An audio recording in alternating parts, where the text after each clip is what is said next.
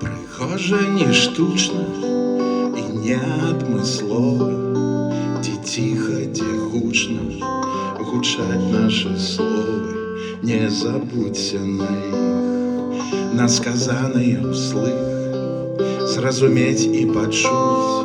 Не забудься ні ў прозе, ні ў вершах, у спякоту і ў сцюжы, і пешы, і вершнік ружы зменяць на ружы. Не забудься на іх, у далонях тваіх заўважыць, крануць. Не забудься.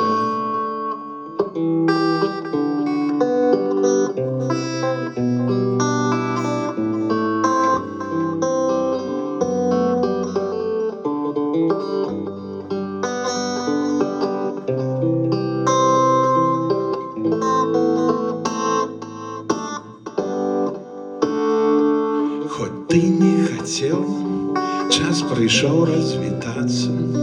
Твой рух і твой спеў павінны застацца. Не забудься на іх, свой кожны ўздых пражыць і адчуць.